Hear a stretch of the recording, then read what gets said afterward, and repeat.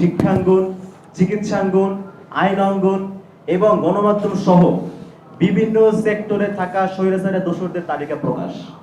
আমাদের পরবর্তী পদক্ষেপ কালচারাল ফেসিস, শিক্ষাঙ্গন, চিকিৎসাঙ্গন, আইনাঙ্গন এবং গণমাধ্যম সহ বিভিন্ন গুরুত্বপূর্ণ সেক্টরে থাকা স্বৈরাচারের দোষরদের, স্বৈরাচারের কুশীলবদের তালিকা প্রকাশ। এই লক্ষ্যে অন্তর্বর্তী সরকারের কাছে আমাদের দাবি থাকবে, এক, আগামী 31শে মে এর মধ্যে তালিকায় উল্লেখিত সন্ত্রাসী দল আওয়ামী লীগের সকল দোষরদের বাধ্যতামূলক অবসর দিতে হবে। তালিকায় উল্লেখিত সকল স্বৈরাচারের দোষরদেরকে আগামী 31শে মে এর মধ্যে বাধ্যতামূলক অবসর দিতে হবে। আমাদের 2 নাম্বার দাবি, 3 সরকারি কর্মদিবসের মধ্যে তদন্ত কমিটি গঠন করে দৃশ্যমান কাজের অগ্রগতি দেশের জনগণকে দেখাতে হবে। সময় হচ্ছে 3 সরকারি কর্মদিবস, এর মধ্যে তদন্ত কমিটি গঠন করতে হবে। তদন্ত কমিটি গঠন করে যে কাজ হচ্ছে সেই দৃশ্যমান কাজের ফলাফল, দৃশ্যমানের কাজের প্রসেস দেশের জনগণের সামনে উন্মোচিত করতে হবে। আমাদের 3 নাম্বার দাবি, দেশের তথ্য পাচারকারী, ছাত্র জনতার বুকে গুলি চালানো নির্দেশদাতা এবং সহযোগী সকল আমলা এবং প্রশাসনের কর্মকর্তাদের পরিবার সহ সকলের ব্যাংক হিসাব ও অবৈধ সম্পদ জব্দ করতে হবে। দেশের তথ্য পাচারকারী ছাত্র জনতার বুকে গুলি চালানো, যেই গুলি চালানোর নির্দেশ যারা দিয়েছে এবং যারা সহযোগিতা করেছে, এরকম সকল আমলা এবং প্রশাসনের ব্যক্তিবর্গ যারা আছে তাদের পরিবার সহ সকলের ব্যাংক হিসাব এবং অবৈধ যে সম্পত্তিগুলো রয়েছে সেগুলো জব্দ করতে হবে। আমাদের 4 নাম্বার দাবি, স্বৈরাচারের দোষর আমলা ও প্রশাসনের কর্মকর্তাদের দেশ ত্যাগে নিষেধাজ্ঞা দিতে হবে এবং আইনানুগ ব্যবস্থা গ্রহণ করতে হবে।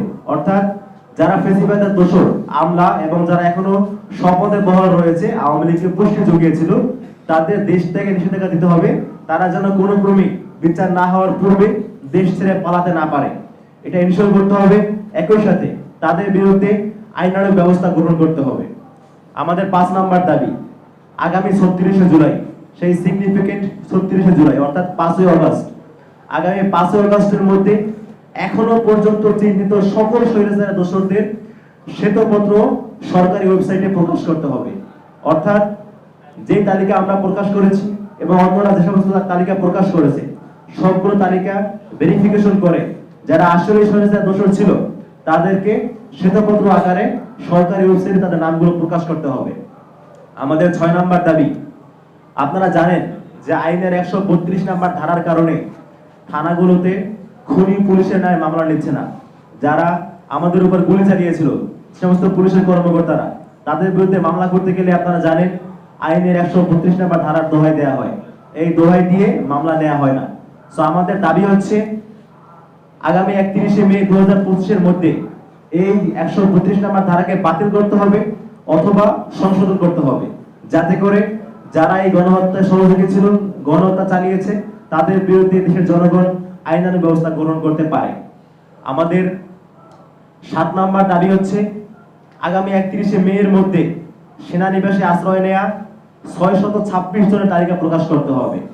অর্থাৎ যারা সেনানিবাসে আশ্রয় নিয়েছিল 626 জন, তাদের তালিকা প্রকাশ করতে হবে পাবলিকলি, এবং তারা এখন কোথায় আছে, তারা কতজন ছিল এবং কার কার সহযোগিতা তারা দেশ ছেড়েছে সেই তালিকাও প্রকাশ করতে হবে।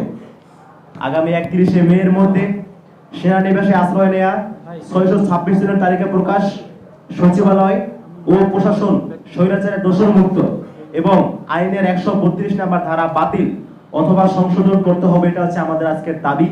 এবং এই দাবি যদি মেনে নেওয়া না হয়, যদি আমাদের এই যৌক্তিক দাবিগুলো মেনে নেওয়া না হয়, তাহলে আগামী 31শে মে এর পর থেকেই ছাত্র জনতা এবং জুলাইয়ের স্পিরিট ধারণকারী সকল সংগঠনকে সাথে নিয়ে, সকল মহলকে সাথে নিয়ে আমরা মার্চ টু সচিবালয় সহ এবং প্রয়োজন সাপেক্ষে এর চাইতেও কোনো যদি কঠোর কর্মসূচি দেওয়া লাগে সেই কর্মসূচি আমরা দিব।